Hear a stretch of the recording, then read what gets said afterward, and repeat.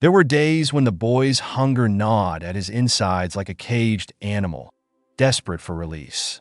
His stomach, empty and aching, had become a cruel companion, one he could never ignore.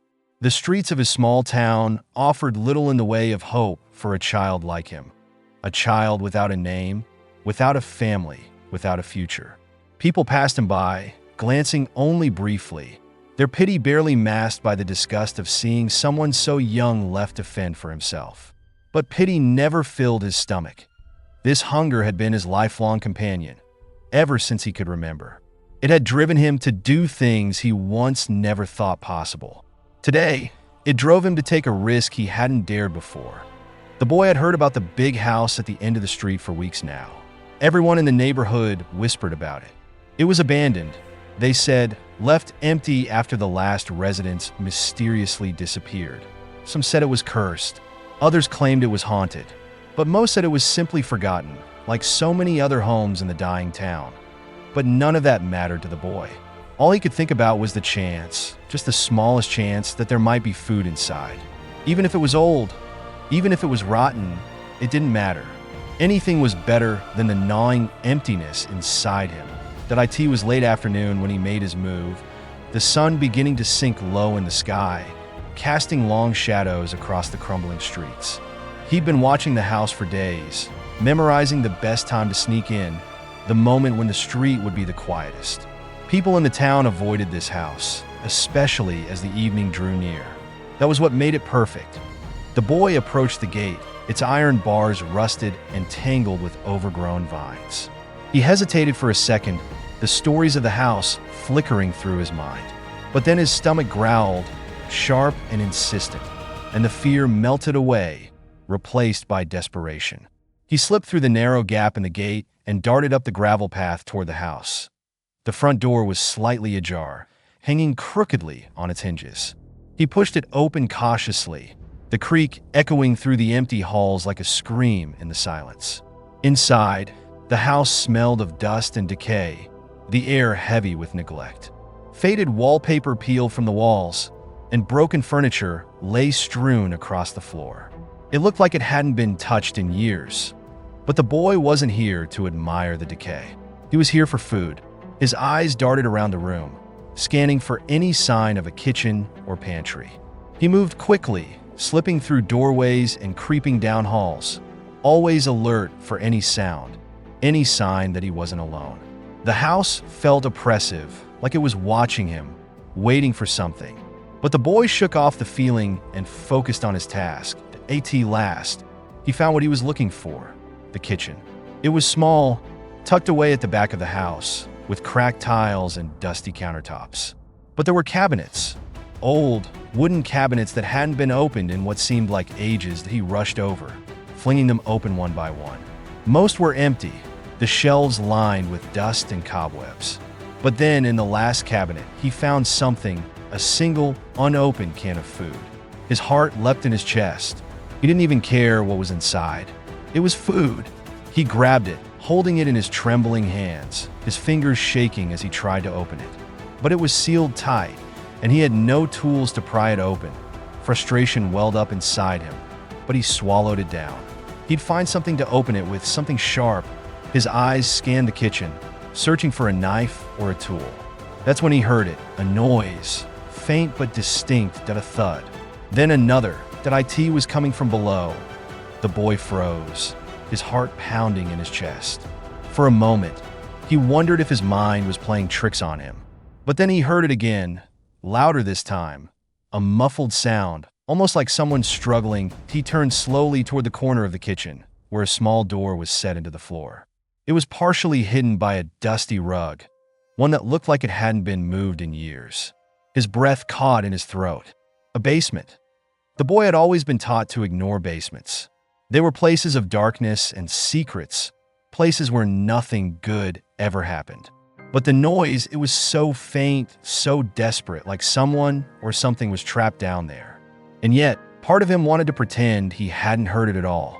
He could leave right now, take the can of food and run. He'd gotten what he came for. But another part of him, the part that had learned to survive on the streets, told him that there was more down there. More than just noises. Maybe food, maybe something valuable, something that could help him. His curiosity, his need, got the better of him, that he took a deep breath and moved toward the door. It was old, the wood swollen with damp, and when he pulled it open, it groaned in protest. A staircase led down into the dark, the air thick and cold, a stark contrast to the dusty warmth of the kitchen.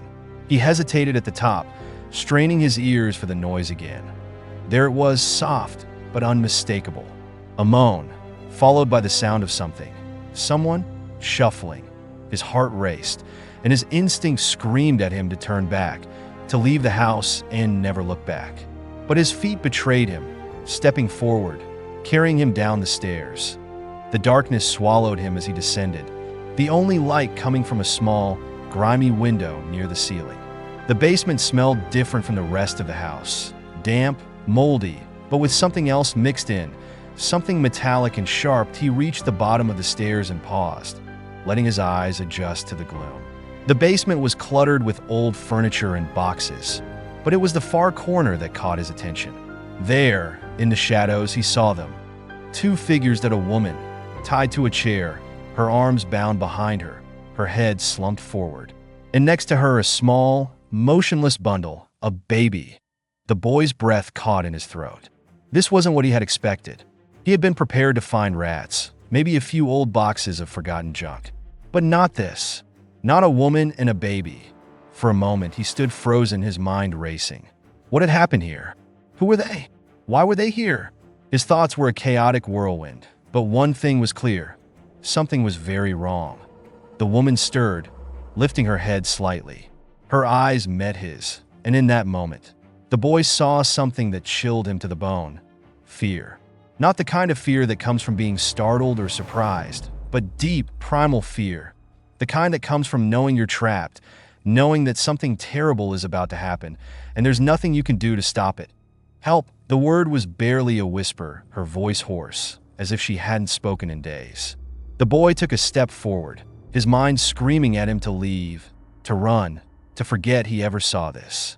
But something kept him rooted in place, staring at the woman and the baby, his heart pounding in his chest. The sound of footsteps above him broke the silence. Heavy, deliberate footsteps moving across the floorboards of the house above. Someone was here. The boy's blood ran cold. He wasn't alone, but he turned to run, to flee back up the stairs, but it was too late. A shadow loomed at the top of the steps, blocking his escape. The cold afternoon breeze danced among the fallen leaves, whispering secrets through the forgotten corners of the street. The sky above was a somber orange, a mix between the melancholy of the end of the day and the growing darkness that the night promised. And there, at the end of that street, imposing and at the same time tragic, was the house that seemed to have been forgotten by time. The walls, once white and radiant, were now covered in moss and cracks, as if nature itself was slowly reclaiming what was once hers. The windows were empty holes, no curtains, no glass, just dark openings that looked like dead eyes watching the world with quiet indifference. The trees in the garden, long unpruned, stood up like gnarled claws, their misshapen shadows reflected against the ground in a grotesque ballet with the wind. Behind the walls was a story that no one wanted to tell, but that everyone knew. People heard about disappearances, about secrets buried beneath the concrete, about lives abruptly cut short. And yet, this was the house the boy had chosen to break into. To him, however, that story was nothing more than a distant echo. He didn't believe in curses or spirits. He believed in real things, like hunger. And where there was a home, he knew, there could also be food. Hunger was an old friend, a constant presence in his life. It had shaped him, transformed his innocence into an almost predatory ability to spot opportunities, even in places no one else dared to look.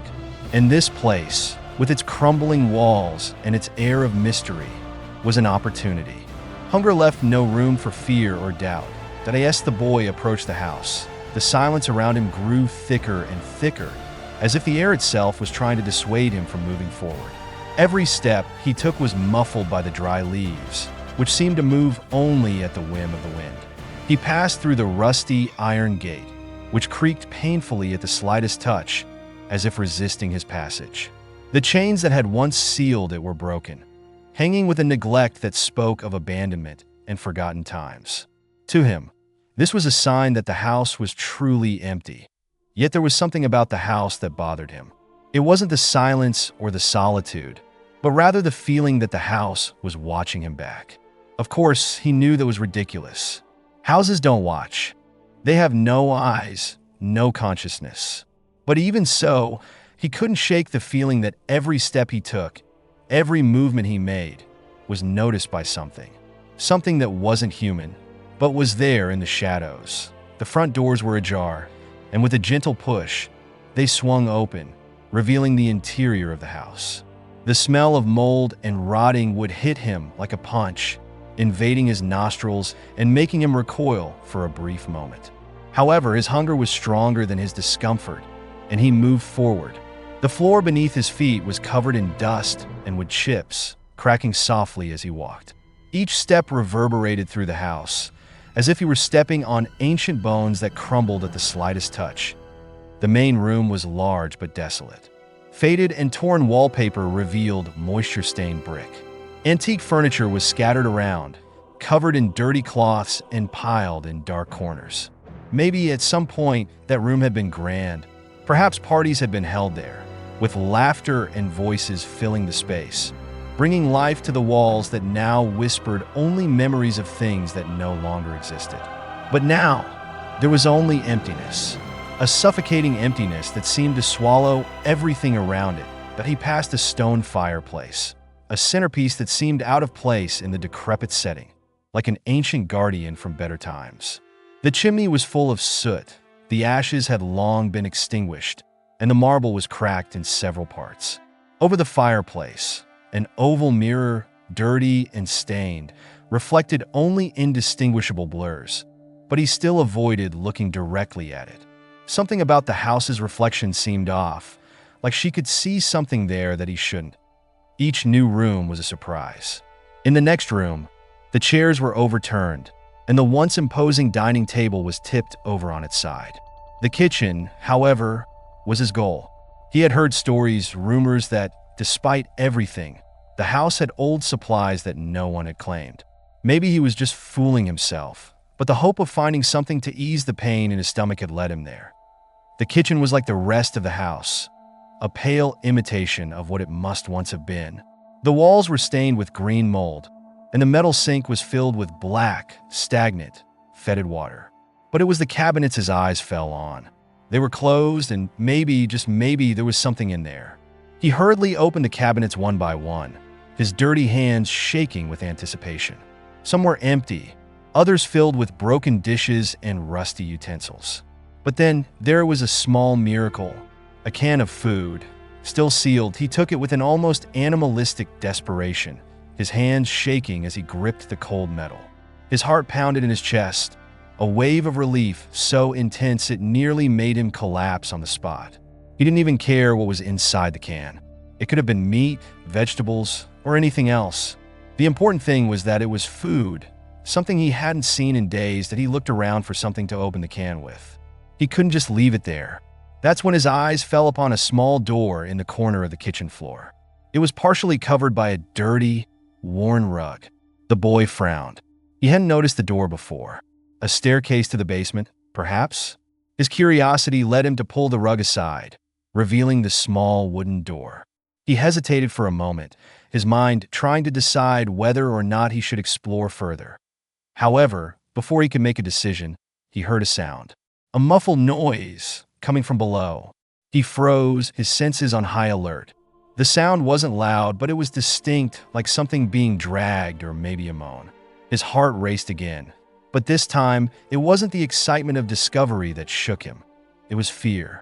A deep, primal fear that grew as he realized that he might not be alone in the house.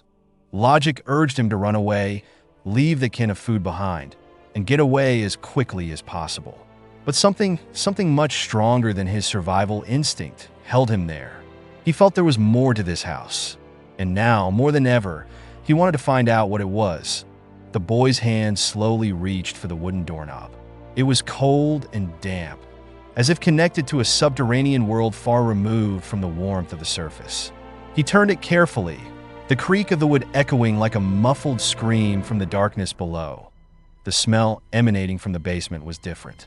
It wasn't just mold, it was something deeper, almost like the smell of rotting meat or old iron. A shiver ran down the boy's spine, but he didn't allow himself to back down. He had to get down. He had to see what was hidden down there, in the depths of the house. Each step of the stairs sounded like a wail, a muffled cry from years of solitude. The basement was dark, dimly lit by a small, dirty window high in the wall. As he stepped onto the cold, damp floor, his feet sank lightly into the cracked concrete.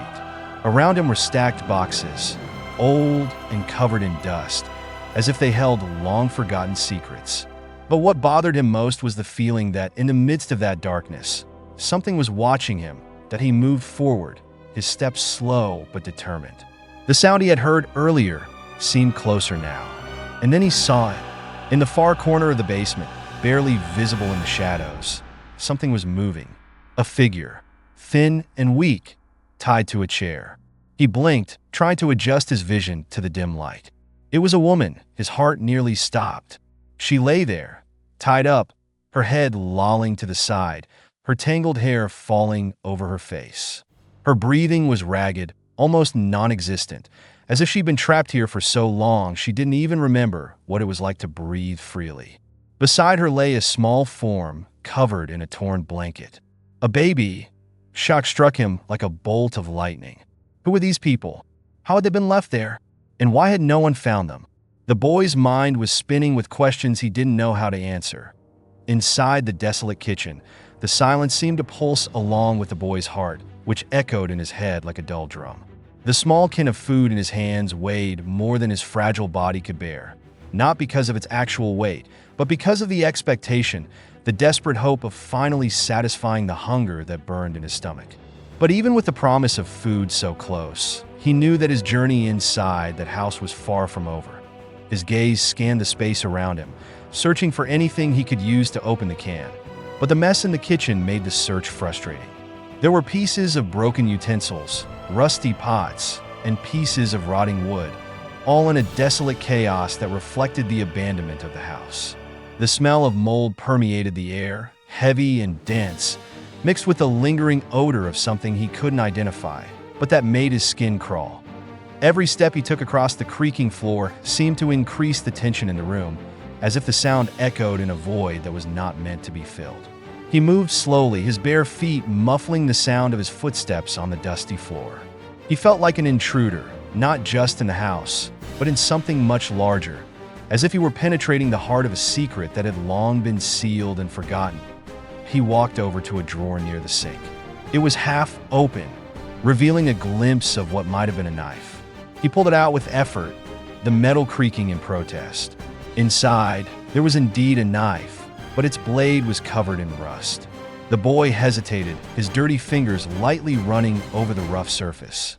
Even though the knife wasn't in good condition, it was the only thing he had. Without thinking much, he picked up the can of food and, with shaking hands, began to pry open the lid, forcing the blade against the metal. His fingers ached, but he didn't care. Hunger made his head spin, forcing him to focus only on the can, the sound of the knife scraping against it, and the small slivers of metal that were beginning to come loose. Finally, a small hole appeared in the can. That was enough. He tore the hole open with his fingers, not caring what was inside, just eager for anything he could get into his mouth. When he had made a large enough hole, he reached inside and pulled out a piece of something soft and moist. He didn't care about the strong smell or the unpleasant texture in his hands. He put the food straight into his mouth, chewing quickly. It tasted salty, slightly sour, but most importantly, it was filling his empty stomach. He devoured what he could, ignoring the pain in his fingers as he tore open the can with force. When he was done, he dropped the empty can on the floor and sat for a moment, panting. His eyes scanned the surroundings, now with a little more clarity. Even though he was satiated for a moment, the discomfort persisted within him. It wasn't just the tension of hunger that had driven him here. It was the feeling that something was watching him, a presence that hovered around him, invisible but palpable. The house seemed alive somehow, as if its walls had witnessed things no one was meant to see. Maybe it was the hunger distorting his perception, or maybe it was the oppressive silence that made the boy's thoughts run wild. But he couldn't shake the idea that somewhere there were eyes on him. Standing, he decided to explore further.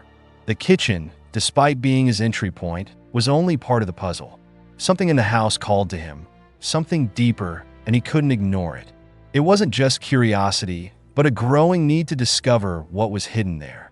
The corridor adjacent to the kitchen stretched out like an infinite shadow. The walls were high and narrow, covered in flowery wallpaper, faded and torn in places.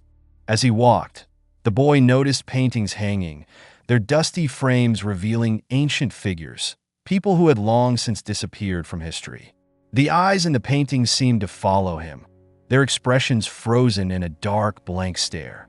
He looked away quickly, trying to avoid the discomfort those images caused him. At the end of the corridor, there was a door. It was ajar, and a slight draft of air escaped through the cracks, bringing with it a smell that he couldn't immediately identify, but which filled him with uneasiness. He hesitated for a moment, but something urged him to continue. Maybe it was curiosity, or maybe it was the desire to understand why that house attracted him so much. Even with all the signs that he should get out of there, that he pushed the door open carefully. It creaked softly, opening to reveal a room. The heavy curtains were drawn, blocking out any light that might have entered.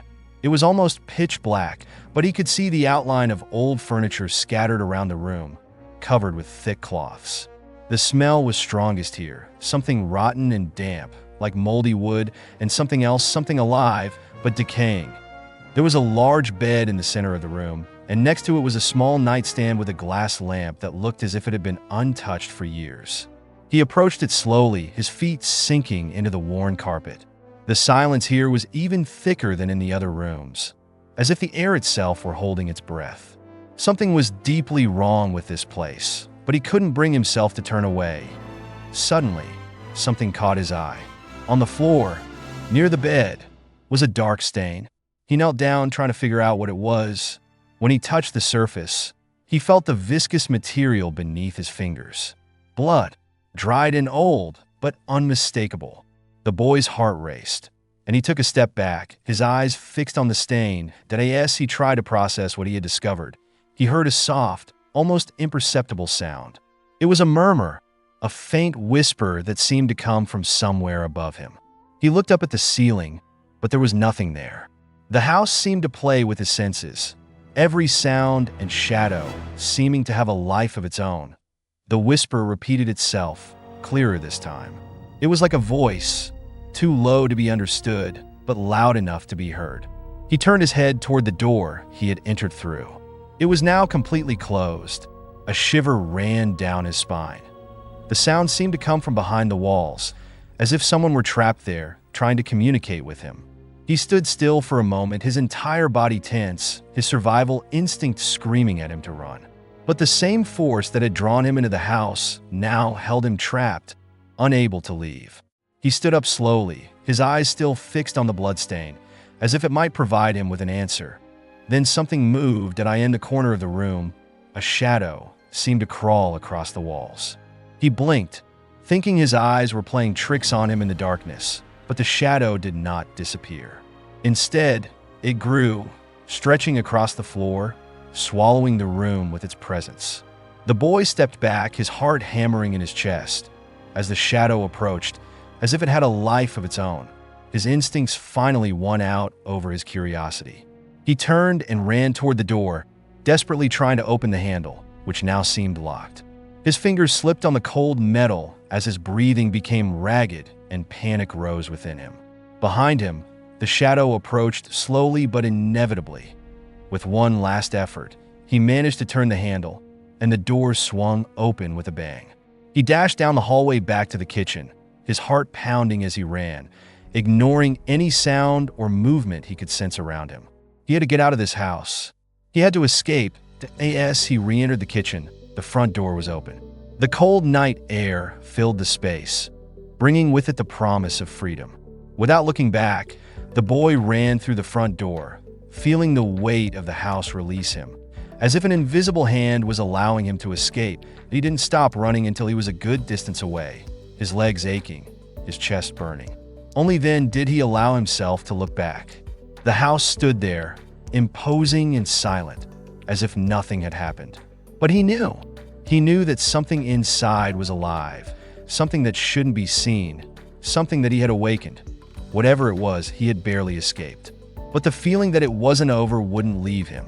Something the wind outside had become a constant howl, shaking the skeletal trees and causing shadows to dance erratically against the night sky.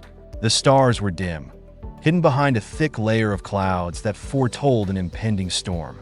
But inside that house, where the silence seemed heavier than the air itself, the boy still couldn't shake the feeling that something was holding him back. With each passing second, that house seemed less like an abandoned place and more like a prison, a web that he had unwittingly entangled himself in. The shadows in the house had an almost living quality, as if they were watching, waiting. The boy stood in the kitchen, still panting from the desperate run that had brought him back from the darkness of the room. His fingers were still shaking, and his mind tried to assimilate what he had seen. The feeling of being watched, of being pursued, still lingered, even though he was far from that shadowy room. But what really troubled him was the uncertainty. He couldn't tell if what had followed him was just his imagination, distorted by hunger and exhaustion, or if something unnameable really did lurk in the depths of that house. That small victory he had felt in finding the can of food now seemed insignificant. The weight of the situation hit him with a crushing force. He was alone, trapped in a house that hid terrible secrets, and he didn't know how to get out. The doors and windows that had been his salvation moments before now seemed impossible to reach. It was as if the way back had disappeared, as if the house had changed, rearranged itself in his absence. Trying to regain his breath and some sense of control, the boy looked around the kitchen, searching for some sign of normalcy. But everything seemed wrong. The empty can on the floor now seemed like a strange object, a relic of an unfulfilled promise. The rusty knife lay on the counter, the blade still dirty with the remnants of what he had eaten. He picked it up carefully, the cool metal in his hand, giving him a faint sense of security. Though he didn't know exactly what he was up against, instinct told him he needed to be armed. He turned, heading towards the dark hallway again, his mind wavering between the decision to move forward and the decision to somehow escape from that place. But something was calling him forward, an indescribable feeling that the house had more secrets to reveal, something he needed to discover to understand what was really happening. Curiosity mixed with fear formed a tight knot in his chest. He walked in silence, the sound of his own footsteps muffled by the thick layer of dust covering the floor. The hallway seemed longer now, as if the house were stretching its limits, defying logic. Doors that had once seemed ordinary were now ajar, revealing only dark crevices that he didn't have the courage to explore. But one in particular, at the end of the hallway, seemed to beckon him. It was a door he hadn't noticed before, and something inside him was compelling him to approach it. As he approached the door, the boy felt an icy chill run up his spine. It wasn't the kind of chill that came from a draft, but something much deeper, as if the very essence of the place was imbued with darkness. He stopped in front of the door, breathing heavily. For a moment, he thought about turning around and running. But the truth was, he had nowhere to go. He was trapped here, and the only way to escape, somehow, was to understand what this house wanted from him. He turned the handle slowly, feeling the resistance of the old metal, and pushed the door open carefully. The creak broke the silence, echoing through the hallway like a muffled wail. The room beyond the door was much larger than he had expected. At first, he could see almost nothing. The darkness was thick, swallowing everything around him. But gradually, his eyes began to adjust, and he realized that something was there. In the back of the room, a faint, flickering light flickered, like the flame of a candle about to go out. He walked forward slowly, his eyes fixed on the light. The floor beneath his feet was worn wood, creaking with each step, but the sound seemed to fade, absorbed by the walls that now seemed to be closing in on him. As he drew closer, he began to make out the source of the light. A small candle on a low table, its flames flickering slightly, casting distorted shadows against the walls. Beside the candle was a notebook. It was old, the leather cover cracked and stained with age. The boy paused, hesitant, but curiosity got the better of him. He reached out and touched the notebook. The leather was cold and stiff to the touch, as if it had not been opened for a long time. Slowly, he turned the cover and began to leaf through the pages. The first few pages were almost illegible, the words blurred by moisture and age. But as he progressed, the letters began to become clearer. The boy read carefully, his eyes running over the lines with a mixture of fascination and horror. The diary belonged to someone who had lived here long ago, a woman. Her words spoke of loneliness, of despair.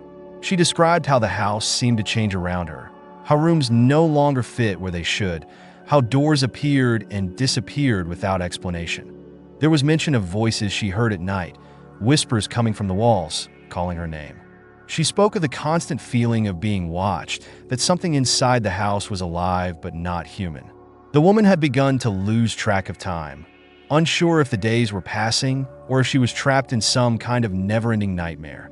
But what really chilled the boy's blood was the last legible passage in the diary. The woman mentioned a baby. She wrote about how, while exploring the house one night, she had found a baby tied up in the basement, as if it had been forgotten there. But what terrified her was not the sight of the baby, but what happened next.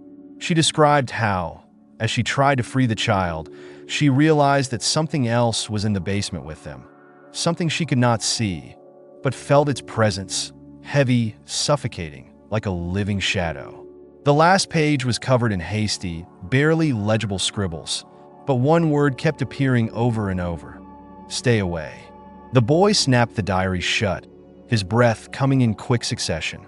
Everything he had read seemed to align eerily with what he himself was experiencing. The feeling of something watching him, the house changing inexplicably, the invisible presence he couldn't understand. And the baby. The memory of the woman and the baby he had found in the basement came rushing back to him. He had seen it with his own eyes, and now it seemed as if what the woman had experienced before him was something terrifyingly real. But what did that mean?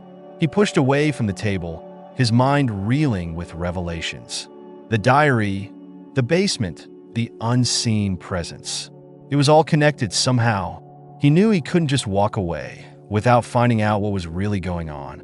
If the woman in the diary was right, he risked being trapped in this house forever, or worse, being consumed by whatever was lurking in the shadows. That he turned, determined to go back to the basement. If there were answers, they would be there. But the thought of going down those stairs again filled him with indescribable dread. Something in the back of his mind screamed at him not to do it, at him to get away as quickly as possible. But he knew there was no easy escape. The house wouldn't let him go that easily. When he reached the basement door, he hesitated. The damp, stale smell rose through the cracks in the wood, filling his nostrils.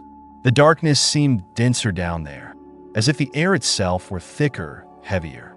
The sound of dripping water echoed softly, a constant reminder that whatever was in the basement, he was not alone. That he walked down the steps cautiously, feeling each step creak under his feet.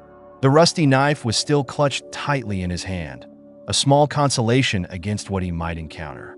The air seemed to close in around him, pressing down on his lungs with an invisible weight. When he reached the bottom, he noticed that the baby and the woman he had seen earlier were no longer there. The chair where the woman had been tied was empty, the ropes hanging loosely, hanging strangely. The blanket that had wrapped the baby was thrown to the floor, as if someone had hurriedly ripped it off. The boy began to search the basement, his eyes trying to adjust to the near-total darkness. He knew he had to find some clue, some hint of what had happened there. And then he saw it. In the far corner of the basement, hidden in the shadows, was a small, barely noticeable door. The air in the basement was increasingly dense, as if the space around the boy was compressing, making his breathing short and uneven. The damp, acrid smell of mold and rotting would fill his nostrils, mixing with something else, a pungent odor that he couldn't identify, but that filled him with a growing dread. In the farthest corner, the small door was there, hidden in the shadows as if it were part of the darkness itself, as if it had been forgotten there, buried beneath time and the secrets that house kept. The boy approached slowly, his steps hesitant on the worn wooden floor. The rusty knife still held firm in his hand, though it didn't give him the sense of security he so desired. It was like holding an illusion of protection, a fragile object against the vastness of fear that grew inside him. With each step he took, the air felt heavier, as if something was pressing down on him, trying to push him away from that door. But something called to him, an urgent need to know what lay beyond, as if, somehow, the answers he sought were on the other side, waiting for him. When he finally stopped in front of the door, he noticed that it was covered in a thick layer of dust and dirt, as if no one had touched it in many years. There was no doorknob, just a slight protrusion in the wood where one should have been.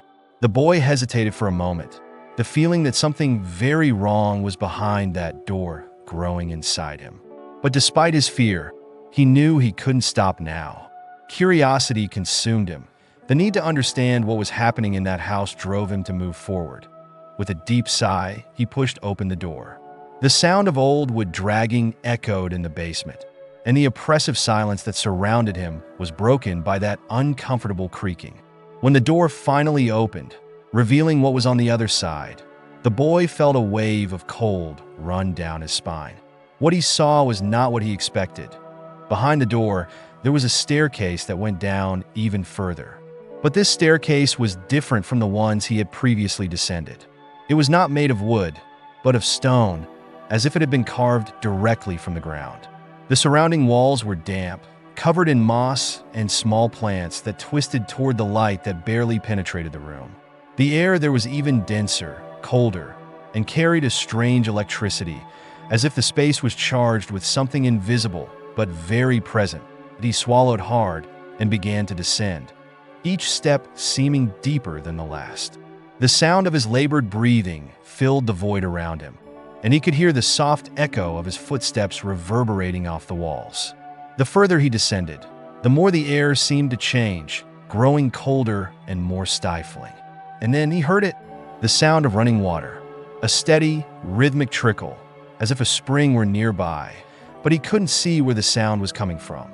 The staircase ended in an open space, a sort of underground chamber that seemed completely out of place in the house. The ceiling was low, and the only source of light was a faint glow coming from somewhere in the center of the room. The boy paused for a moment, trying to get used to his surroundings, his eyes adjusting to the darkness as his instincts screamed at him to turn back, that in the center of the chamber was an altar of sorts. A roughly carved block of stone, covered in markings he couldn't quite make out. Ancient symbols, lines that crisscrossed chaotically, forming strange, disturbing patterns. The dim light emanating from the altar pulsed gently, as if it were alive, as if it were breathing. The boy took a hesitant step forward, slowly approaching it. As he walked forward, the air around him seemed to change again. The sound of running water grew louder, and he realized that the ground beneath his feet was wet. Small puddles of water formed around the altar, reflecting the soft light in irregular patterns. There was something disturbingly familiar about the altar, something he couldn't quite understand, but which made him feel a strange connection to the place, as if he had somehow been here before, even though he knew that was impossible. Suddenly, he heard a sound, a low, almost imperceptible sound, but it made him stop instantly. It was a cry. It was not a loud or desperate cry, but a soft, distant wail, as if it were coming from somewhere very deep inside that chamber. The boy froze, the sound filling him with an inexplicable sense of dread. It was the sound of a baby. The sound seemed to come from all sides, reverberating off the walls of the chamber, drowned out by the sound of rushing water.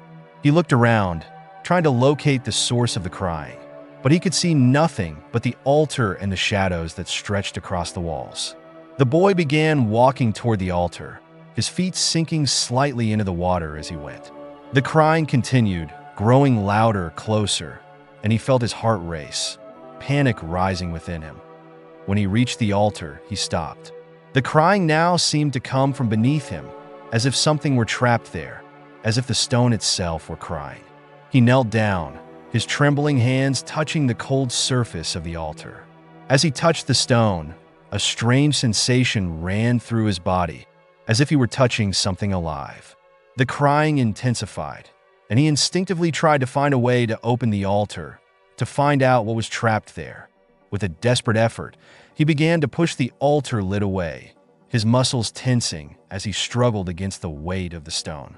The scraping sound echoed through the chamber, and finally, with one last effort, the lid dislodged, falling heavily to the floor with a deafening crash. The wailing stopped immediately, and the silence that followed was even more terrifying than the sound that had preceded it. The boy looked into the altar, his eyes wide with horror. Inside, wrapped in filthy, water-soaked cloths, was the body of a baby. But something was terribly wrong. The body did not appear to have been dead for long, as he would have expected. Instead, it looked fresh, as if it had been placed there recently.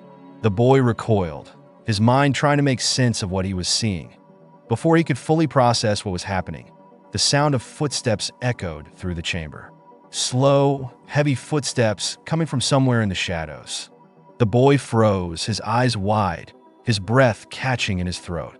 He couldn't see who or what was approaching, but he knew, with a terrifying certainty, that he wasn't alone. That he stood up quickly, his eyes fixed in the direction the footsteps were coming from. But the darkness was too deep for him to see. The sound of dripping water seemed louder, as if the walls around him were soaked and about to collapse. The boy took a step back, trying to find a way out of the suffocating chamber, but his feet felt heavy, as if the very air around him was solidifying, trapping him in place. And then he saw that a figure emerged from the shadows, moving slowly toward the altar. It was tall, vaguely human in shape, but its body was distorted, as if covered in layers of weathered, damp skin that hung grotesquely from its body. Its eyes, or what should have been its eyes, were black, hollow holes that seemed to devour the dim light around it. The creature moved with deliberate slowness, as if it knew the boy had nowhere to run. The boy stood frozen, his mind unable to process what he was seeing. The creature's presence was overwhelming, a palpable weight that forced his breath to suffocate.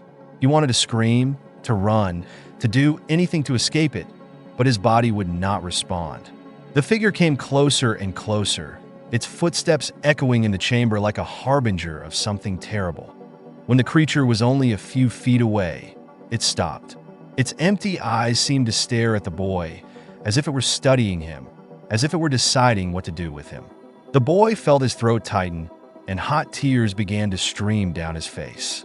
He knew, in that moment, that he was completely at the mercy of the thing. The boy walked away from the house, his feet moving towards the forest that stretched out before him. The moonlight illuminated the path, but the darkness of the forest seemed to swallow everything around him. The silence was oppressive, broken only by the sound of the wind rustling the leaves. He was sweaty and out of breath, but adrenaline pulsed through his veins, forcing him to continue. Even so, a feeling of unease lingered, as if something was following him, something that was not just the echo of his own fears. That as he walked down the narrow path, the memory of the house still haunted him. Images of the grotesque creature and the helpless baby haunted him, swirling emotions inside him. He knew he had escaped, but the feeling that the house would not let him go so easily remained. It was like a distant echo, a promise that the shadows of the past could not simply be left behind. The boy paused for a moment, trying to catch his breath. The trees around him stood tall and imposing, their canopies forming a dark ceiling that let only small streaks of light through. He sat down on a fallen trunk, feeling the weight of the situation finally settle on his shoulders. The forest was a living breath, full of sounds that had once seemed comforting, but now resonated like a warning that he needed answers. Something inside him knew that even though he had escaped the house, the truth was still there. The creature, the baby, the whispers that had called to him, all of it needed to be understood. With a surge of determination, he stood up, determined to go back. But not to the house, not yet. He needed a plan, something that would prepare him to face whatever was waiting for him. The boy began walking back along the trail toward the nearest village. He He remembered an old woman who used to tell stories to the children, stories of creatures and magic that inhabited the forests and abandoned houses. Perhaps she knew something about the house, about the creature that had chased him. With that thought in mind, he quickened his pace. Upon arriving at the village, the first light of morning began to break the horizon. The houses, their walls worn by time and weather, seemed silent, almost shadowy in the dim light. The boy felt a shiver as he remembered his own experience. He headed to the old woman's house, which was at the end of the street, surrounded by wildflowers that still seemed to glow in the morning dew. He knocked on the door anxiously, his hand shaking. When the lady finally answered, her eyes widened in surprise as she saw the boy, who was pale and sweaty. "What happened, my son?" she asked, concern evident in her voice. He took a deep breath, trying to articulate his words as he remembered the story she had told him. "Ma'am, I need to know about the house in the forest," he said finally. The woman's expression changed instantly. The look of concern turned into a mask of fear. She gestured for him to enter, closing the door behind him as if she feared something might escape. Inside the house, the air was filled with familiar smells: dried herbs, candles, and old books. The lady sat in a rocking chair, gesturing for the boy to join her. "Speak," she said, her voice low and heavy with gravity. "What did you see?" He hesitated, the details still fresh in his mind, but with the feeling that if he spoke, something might change. "I found a woman and a baby in the basement. And a creature, ma'am. Something that didn't look human." "What is that? What's going on in that house?" The woman's eyes narrowed, and she took a deep breath. "That house has an ancient history. It's a place where shadows meet light, where past and present intertwine. Many people entered that house, but not all left. And some of those who left were never the same." The boy felt a chill run down his spine. "But why a creature? What about the baby? What happened to them?" "The creature you saw is known as the guardian of the house," the lady explained, her words heavy as if each one was weighted by years of history. "She is the protector of the house's secrets, but she is also the guardian of the lost. That house was built on something deep and dark. It is not just a physical structure, but a portal to another dimension, a passage between what is real and which is not." The boy listened intently, his mind spinning with each new revelation. "But what do I do? How can I help the woman and the baby? They're trapped in there. You can't save everyone," the lady replied with a sad sigh. "Sometimes you have to let things take their course. But there is something you can do. The house is stronger than you think. If you wish to understand it, you must prepare yourself.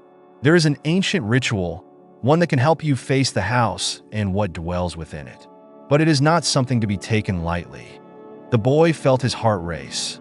The thought of facing the house again, of confronting the creature, filled him with a mixture of fear and determination. "What do I need to do?" he asked, his voice steady despite the terror that gripped him. The old woman began to explain, each word revealing a necessary step to prepare for the ritual. He would need specific ingredients, objects that were related to the history of the house and the energy it carried. The boy listened attentively, writing everything down in his mind. The old woman spoke of herbs, crystals, and even a spell that could help him invoke the protection of the ancients. After what seemed like an eternity, the lady finally stopped and looked into the boy's eyes. "Remember, child, home is not just a place. It is a living entity, full of pain and stories yet to be told. What you will find there may change you forever. Are you ready for that?" The boy took a deep breath. He knew there was no other choice. He could not leave those trapped at the mercy of the creature. "Yes," he stated, "I am prepared." The old woman nodded slowly, a gleam of understanding in her eyes. "Then go. Find the ingredients, prepare for the ritual, and if you succeed, remember who you are. The light still exists within you, even in the deepest darkness." He left the lady's house with a new sense of purpose. The sunlight was now higher, and he felt the vibrant energy of the forest around him. With a resolute heart, he began his journey in search of the ingredients, each step taking him closer to his final destination. The first stop would be the local market, where he could find some of the herbs he needed. As he walked through the streets, watching the people moving about carefreely, he couldn't help but feel that they were all oblivious to what was about to happen. He He stopped at a herb stall where an elderly woman was selling her harvest. "What do you require, young man?" she asked, her shrewd gaze studying him. He hesitated for a moment, but decided he could not hide the truth from someone who seemed to understand the nature of things. "I am seeking special herbs for a ritual." The woman's eyes shone with deep wisdom, and she immediately knew there was something more at play. "Ah, rituals have a special weight," she said, looking around as if assessing her surroundings. "For what purpose do you need these herbs? What do you intend to do?" He explained quickly, his eyes burning with determination to save the woman and the baby in the house. The woman listened to him intently, and then she began to gather the herbs he would need. "Here, take these," she said, placing a handful of green leaves and dried flowers in his hands. "These are powerful, but remember, you must use your heart and your intention when performing the ritual." The boy thanked her, feeling a warm glow of hope ignite within him. Now, he had a part of what he needed. Following his plan, he headed to other places, an antique shop, a small temple where he could find crystals and other objects that could help him. With each step, he felt the weight of responsibility increase, but also the determination to move forward. Finally, at the end of the day, he had all the ingredients he needed. He looked at each of them, now organized in his backpack. The energy they emanated seemed to vibrate with the promise of power and transformation. The boy knew he could hesitate no longer. The house was calling him, and he had to answer the call. That as night fell, with the full moon shining brightly over the forest, he headed back toward the house. The path felt different now, as if the forest were alive with a palpable presence. He could feel the tension in the air, as if everything around him was in suspense. When he reached the house, the darkness seemed to swallow the moonlight.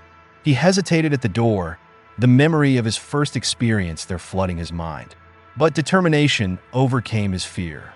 He pushed open the door and stepped inside, the wood creaking beneath his weight. The interior was silent, the atmosphere tense as a thread about to snap.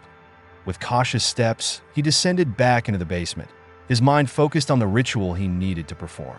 His heart pounded in his chest, and the echo of his footsteps sounded like a lament in the silence. Reaching the altar, he took a deep breath, arranging the ingredients around him. He began to recite the words the old woman had taught him, his voice low and steady, calling for protection and strength. The herbs gave off a potent aroma, and he carefully placed them on the altar. The light seemed to pulse around him, as if the house were responding to his presence. Shadows danced on the walls, and the air was charged with energy. The boy felt a chill on the back of his neck, as if the creature was there, watching him. But now, he was no longer alone. He was surrounded by a feeling of courage, as if the voices of the ancients were at his side. He continued the ritual, the words intertwining into a soft chant that echoed throughout the chamber. And then, in the midst of it all, he felt a change in the room. The air grew colder, and a whisper ran through the chamber, as if the house were answering his call. He turned slowly, and his breath caught. The creature stood before him, imposing and silent, but now there was a new light in its eyes. It was no longer just a shadow that threatened, but a presence that watched him with an almost human curiosity. The boy continued the ritual, his voice steady, and the creature seemed to hesitate. He realized that somehow the words he spoke were touching the creature's essence, breaking the cycle of fear that had existed between them. He was invoking not only protection, but understanding. The atmosphere around him began to vibrate with intense energy, and the shadows began to move. He knew he was close to understanding the truth, close to discovering what lay behind this house, this creature, and this baby. The ritual was intensifying, and the walls of the chamber seemed to pulse with life. "I come for answers," he declared, his voice echoing through the chamber. "I do not want to fight. I want to understand." The creature watched him for a moment, and the boy felt a rush of energy flow between them. It was as if the house was preparing to reveal its secrets, ready to share what it had hidden in the shadows for so long. The markings on the altar began to glow, and he felt a bond forming between them that he knew he was about to step through a portal of understanding. Home was not just a physical space, but an entity full of memories and pain. a place that held untold stories. And as the ritual reached its climax, he felt he was about to be taken to a place far beyond what he had ever imagined. The darkness around him began to dissipate, revealing a sight that defied logic and reality. That it was a glimpse into the house's past, a glimpse into its origins, into all that had happened there, into the lost souls that had inhabited this space. He saw flashes of life, moments of joy, sadness, loss, and love. Each of the shadows that moved around him was a part of history, a life that had been intertwined with the houses. And in the center of it all, he saw the woman he had met in the basement. Her eyes were filled with pain and hope, and she looked so real that the boy wondered if he was actually dreaming. The connection between them grew stronger, and he realized that she, too, was trapped there, waiting to be freed. "You must free her," the creature whispered, its voice now clearer, less threatening. "She and the baby are part of the pain this house carries. Only when you understand their history can you find true peace." The boy felt his heart race. He knew he had to act, that he had to help the woman and child free themselves from the chains that bound them to the house. And as the visions continued to dance before him, he understood that love and pain were inseparable, that every loss also carried the seed of hope. He turned to the creature, who was now calmer, almost sad. "How can I help you? What do I need to do?" The creature looked deeply into his eyes, and he saw something there that he hadn't noticed before, a desire to be understood, a desire to break free from the shadows that held her captive. "Tell their story," she replied. "Help them to be heard. Only then will they find freedom and home too." The boy knew time was running out. He began to tell the story of the woman and the baby, his voice echoing off the walls of the chamber. He spoke of love, loss, and the pain that held them captive.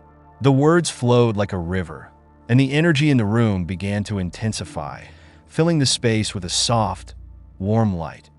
And as he counted, he began to see the shadows around him change. The woman appeared once more, her face clearer now, and the baby lay in her arms, enveloped in a soft light. He realized that the chains that bound them were falling apart, dissolving into the energy he was summoning. "You're not alone," he said, looking into the woman's eyes. "We're here with you. Tell your story." She looked at him with a glow of gratitude, and the shadows around them began to dance, moving to the music of her story. The boy felt the house finally opening up to them, the walls dissolving as the light intensified. As the story continued to be told, the chains of pain and suffering fell away, and the woman, along with the baby, began to shine with an intense light. The creature watched, now with a serene expression, as if it was also releasing its own burden. And at the climax of the story, something extraordinary happened. The house began to vibrate, and light expanded, enveloping everything around it. The boy felt a wave of warmth and love, a deep connection with all the souls that had passed through that place. He realized that the house, the woman, the creature, and himself were all interconnected, all part of a story that needed to be told. When the light finally faded, the boy stood, panting but feeling a deep sense of peace. He looked around and saw that the chamber was now empty, the echoes of the shadows finally silenced. The woman and the baby were no longer there, but he knew they had found the freedom they had longed for. And the house was now silent. The boy turned toward the exit, feeling the moonlight shine down on him. He had faced what was in his mind and heart, and now he was free. And even though the house was still there, he knew its essence had changed. It was a place of pain, but also of hope, of love and freedom. That as he walked out of the house, he didn't look back. What he had learned, what he had felt, was something he would always carry with him. The story of the woman and the baby would live on in his heart, and he was grateful to have been a part of it.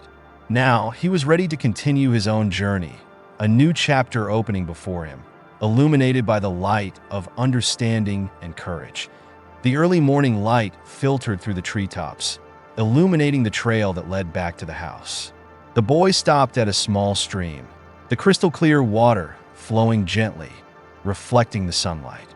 He crouched down and placed his hands in the current, feeling the coolness in his palms, as if the water were washing away not only the dirt of his journey, but also the scars of fear and uncertainty that had accompanied him. He needed clarity, strength, and the movement of the water seemed to convey a silent message. Life goes on, despite adversity. After refreshing himself, he stood up, determined. The memory of his wife and baby still haunted him, but now there was a new emotion pulsing through him, a sense of purpose, an unwavering determination to face what remained in the house. He felt the vibrant energy of the world around him, as if every leaf, every flower, was whispering secrets, urging him on. With firm steps, the boy resumed his path, his thoughts revolving around what he had learned. He was no longer just a boy lost in a world of shadows. He was someone who had faced terror and emerged victorious. And now, he needed to understand how this victory fit into the bigger picture. What did the house represent? Why were the woman and the baby trapped there? And most importantly, what could he do to ensure that they were no longer trapped? As he approached the house, he noticed that the atmosphere was different. The air was thicker, almost palpable, as if the house itself was waiting for him. He hesitated at the door, but then a sense of familiarity and determination washed over him, and he pushed firmly through the doorway. The interior was brighter than he remembered, as if the shadows that had once oppressed him were now receding. Giving way to the light he brought with him, he slowly descended the stairs that led to the basement, each step echoing like a drum in his chest. The altar was empty, but not lifeless. There was a faint glow on the walls, as if the house itself was breathing, aware of his presence. He felt like he had somehow broken through a barrier, and now he was about to reveal the deepest secrets of that place. That as he prepared to perform the ritual the old woman had taught him, he began to carefully arrange the ingredients. The herbs, the crystals, each object had a story, a purpose. He arranged everything at the altar, and as he worked, his mind wandered to the memories that brought him there. The laughter of other children, the whispers of the trees, the woman's pain, and the baby's vulnerability were all intertwined in a tapestry of feelings. He began to recite the words of the ritual, his voice steady and resonant, echoing off the walls like an ancient chant. As he spoke, the energy in the room grew, and he felt his connection to the house deepen. It was as if the walls had ears, absorbing every syllable he spoke, and the atmosphere began to vibrate with a palpable power. He could feel the house reacting, the shadows moving, but not as they had before. Now they seemed more curious than threatening. And then, when he mentioned the woman and the baby, a sudden wind blew through the chamber, as if a collective sigh had escaped the very foundations of the house. The boy stopped, feeling the gravity of the situation. He was not just summoning magic. He was calling out to lost souls, to untold stories, to lives that had been destroyed and now cried out for recognition. And he was here to give them a voice. That as the ritual progressed, he began to see visions in his mind, fragments of memories that were not his own, but that belonged to the house. Images of sunny days, of children playing in the garden that was now overgrown with weeds, of a woman on a porch, laughing as her baby rocked in her arms. But these visions quickly turned dark. The woman was crying, her face full of pain and fear. The baby, once joyful, now lay in her arms, surrounded by shadows. The boy realized that the house was revealing itself to him, showing him the true history that lived within. That he saw the woman struggling with the pain of loss, with the prison that the house represented. She had not only lost the baby, she had lost her own life, her hopes, and now she was at the mercy of something much greater. He understood that this was not just a ritual, but a true search for liberation, not only for the woman and the baby, but for everyone who had been touched by the darkness of that house. The boy increased the intensity of his words, feeling the energy of the house join him, as if it were preparing for a great event. He knew he needed to connect not only with the woman and the baby, but also with the creature, the guardian of this house. She was the link between the living and the dead, and by understanding her, he could bring a deeper understanding to the situation. That as he continued to recite the ritual, the boy turned to the creature, who stood there, watching him from the shadows. "I do not wish to fight. I come for understanding," he said, his voice strong. "I come to help." The creature hesitated, and the boy felt a chill run down his spine. The house was manifesting itself in its fullness, and the shadows around him seemed to come to life, dancing in an unsettling choreography. But there was something else, a curiosity, a desire to understand and to be understood. The energy in the room began to swirl, and he knew he was at a turning point. He was not just performing a ritual, but creating a bridge between worlds. The woman and the baby were there, and the chains that held them bound were falling away. But he needed one last push, a declaration of faith in his mission. He stepped closer to the creature, the intensity of his presence enveloping her. "You are part of this too," he said, his voice filled with conviction. "You don't have to be just a shadow guardian. You could be a light guardian. Come with me, and we will free those who have been trapped here together." The creature looked at him, and for the first time, the boy saw a spark of understanding in its eyes. The shadows began to dissipate, and he felt the energy around him shift. It was as if the house itself was recognizing his determination, his courage, and his pure intention. He began to feel stronger, more connected to the house and everything in it. With one last deep breath, he focused on the image of the woman and the baby. He wanted them to know that they were being heard, that their stories were finally being told. He continued to speak, calling upon not only the powers he had learned, but also the love and compassion he felt for them. The power of his intention was palpable, and he could feel the environment around him shift. And then the woman appeared, clearer than before, her face reflecting a mixture of hope and gratitude. The baby lay in her arms, enveloped in soft light. The chains that had once bound him fell away, and he knew he had created a safe space for them. "You're not alone," the boy said, reaching out to them. "We're in this together. We're going to get out of here. We're going to break free." As the words left his mouth, the energy in the room began to vibrate even more intensely. He realized that the chains that bound the woman and the baby were not just physical, but also emotional, tied to the pain that had been suffocating them for so long. He needed to break those chains once and for all. With a determined movement, he made a gesture of release, an invocation of healing. The altar began to glow, and light spread throughout the chamber, enveloping the woman and baby in a warm embrace. The boy felt a wave of love and acceptance flow through him, and the chains of pain and suffering began to dissolve into a sea of light. He saw the woman smile, a smile that lit up her face and made the baby glow with joy. The house was vibrating, resonating with the healing energy he had summoned. The shadows that had once oppressed him now danced joyfully, and the creature around him seemed to be enveloped in this light as well.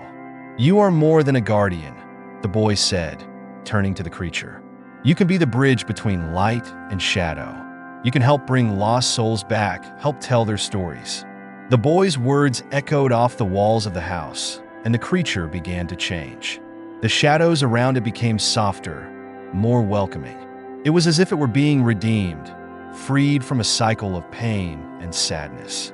The house was transforming, and the boy realized that what had begun as a place of suffering could now become a space of healing and reconciliation. He turned back to the woman and the baby, and with a gesture invited them to follow him. "Let's go together," he said, the determination in his voice unwavering. "Let's go to the light. Let's tell our story." As they moved together, the house began to fade away. The walls, once so heavy and oppressive, now seemed light, almost ethereal. The light enveloped them, and in an instant, the boy felt like he was floating, transported to a place where pain didn't exist, where shadows were no longer threats, but memories to be honored. The boy's heart beat with love and joy, and he knew he had made the right choice. He had become the storyteller, the bringer of light in a place where darkness had prevailed for so long. Now he was part of something much bigger, something that transcended time and space. And as they moved toward the light, the house, the woman, the baby, and the creature all joined together in a single echo of liberation.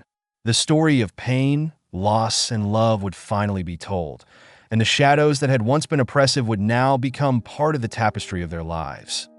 The boy smiled, knowing that despite the challenges they had faced, they were now together, ready to embrace a new chapter in their lives.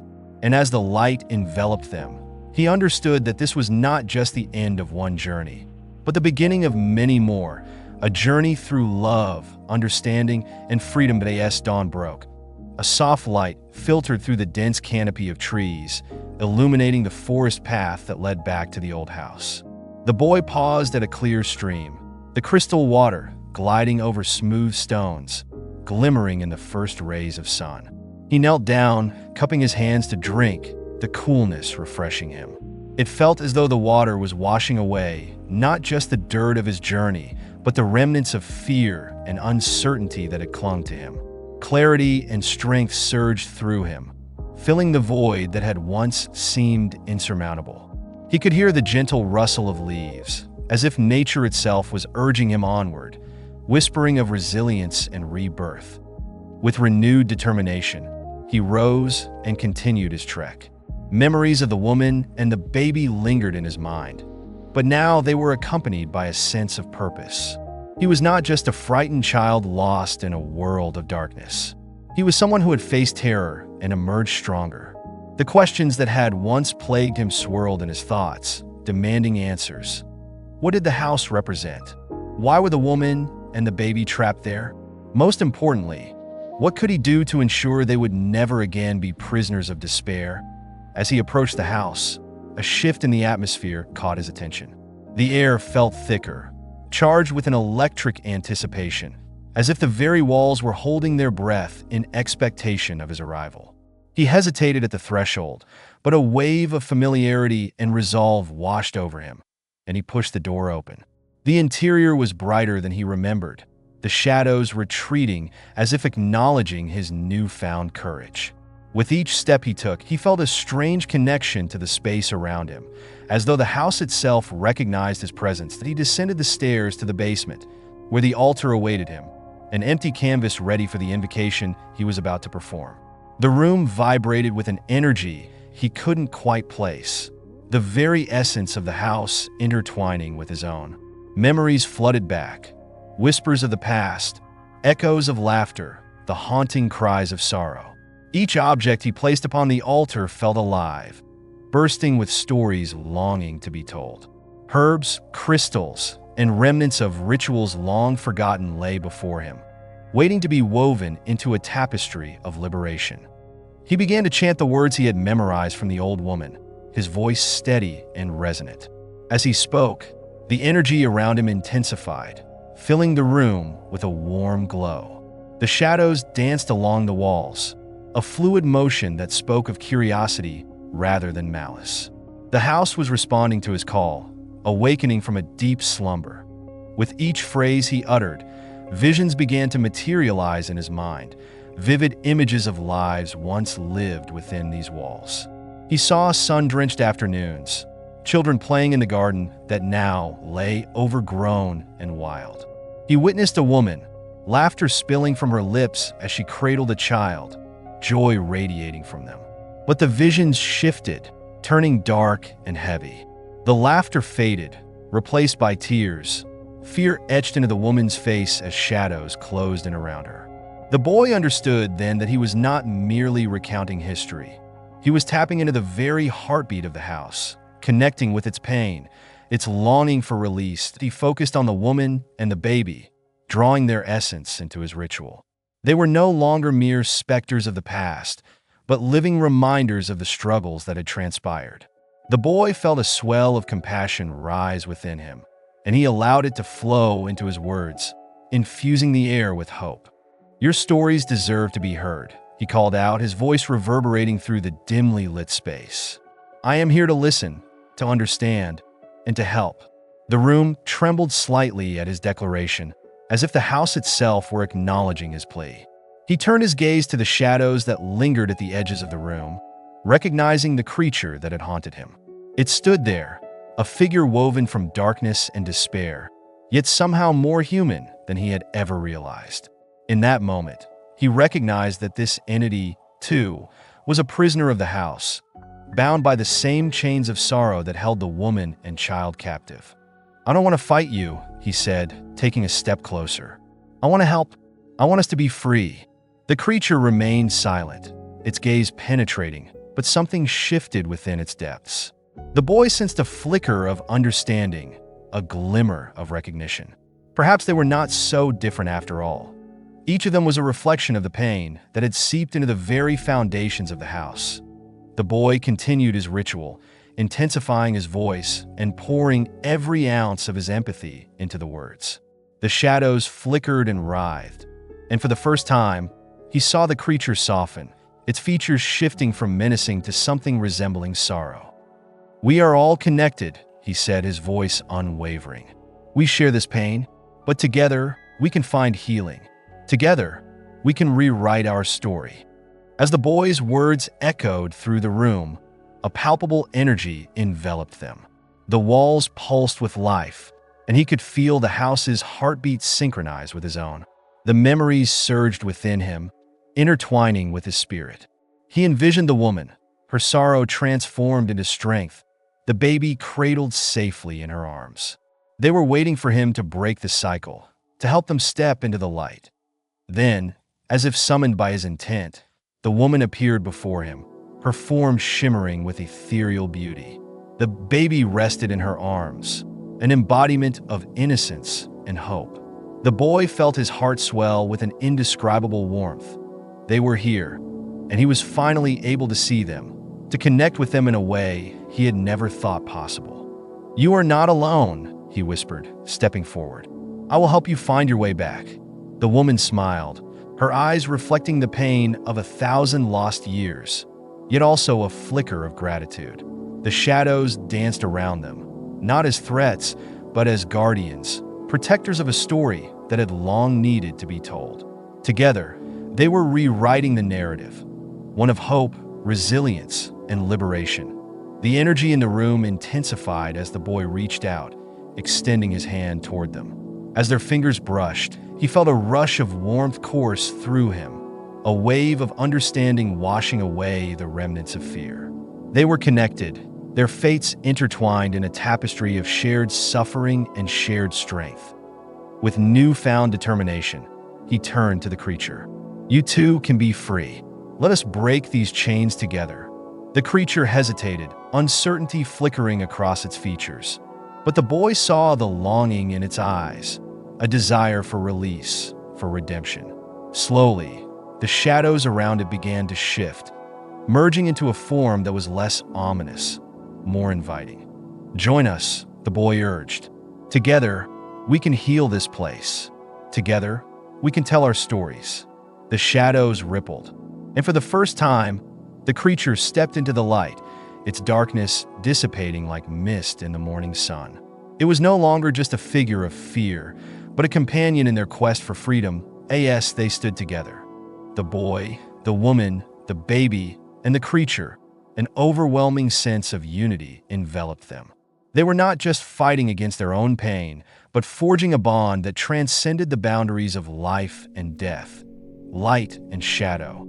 With a deep breath, the boy began to chant once more, infusing his words with the strength of their collective resolve. The energy swirled around them, lifting them, connecting them to the very essence of the house, to the stories that had been trapped within its walls for far too long. "Let go of the past," he urged, his voice echoing with a power he had never known. "Embrace the light that awaits us." The shadows began to dissolve, swirling into a vortex of energy that surrounded them. The boy could feel the weight of the house lifting, the burdens of sorrow and despair disintegrating into nothingness. The woman and the baby glowed brighter, their joy radiating like sunlight breaking through a storm. As the walls of the house pulsed with life, he could see glimpses of the past, moments of love, laughter, and loss. Each memory was a thread in the tapestry of their existence, and he realized that this was not just about liberation, but also about honoring the lives that had come before them. The house transformed before his eyes, shifting from a place of anguish to a sanctuary of healing. He felt the warmth of hope enveloping him, filling the void that had once been a source of fear. The creature, now less shadow than substance, stood by his side, its presence a testament to the power of understanding and compassion. The boy knew that they were on the brink of something extraordinary, something that would change not just their lives, but the very essence of the house itself. Together, they were rewriting their story, a narrative of redemption, forgiveness, and love that would echo through time. As they continued to chant, the energy surged, lifting them higher and higher until they were enveloped in a radiant light that pulsed with life. The boy felt as if he were soaring, unburdened by the chains that had once held him captive. They were free, finally free to embrace the beauty of existence without the weight of their past. In that moment of liberation, the boy understood that he was no longer just a boy. He was a beacon of light, a storyteller weaving the threads of their lives into a masterpiece of hope and resilience. And as they danced in the light, he knew that their journey was far from over. It was just the beginning of a new chapter, one filled with promise and possibility. As the light enveloped them, the boy felt the collective breath of the house, a sigh of relief that reverberated through the very foundations. The shadows that had once seemed so oppressive now shimmered like stardust, remnants of a past that would forever be honored, but no longer hold power over them. Together, they forged ahead into the unknown, ready to embrace whatever came next. The boy looked at the woman and the baby, their faces aglow with newfound freedom, and then at the creature, whose darkness had transformed into something beautiful. They were no longer alone. They were a family, a community of souls bound by love and understanding. With each step, they ventured deeper into the light, leaving behind the weight of their past and stepping into a future filled with infinite possibilities. The boy smiled, a sense of peace washing over him as he realized that they were not just breaking free from the chains that had held them captive. They were creating a new legacy, one built on love, compassion, and the power of storytelling. And as they moved forward, he knew that their stories would echo throughout the ages, a testament to the strength of the human spirit and the enduring power of hope. Together, they would illuminate the path for those who would come after, showing them that even in the darkest of times, there is always a glimmer of light waiting to break through. Dito por si.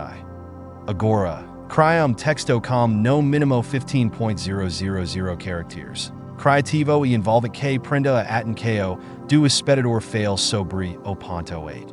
Evite subtítulos durante o texto. M. Ingalls. Dito pelo ChatGPT.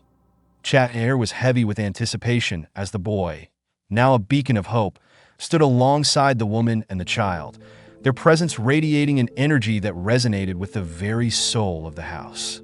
The light that enveloped them pulsed in rhythm with their hearts, a warm, golden glow that seemed to dispel the last remnants of darkness. Together, they had forged a bond that transcended the bounds of time, and now they were ready to confront the shadows that still lingered, to unearth the secrets that had kept them bound for so long.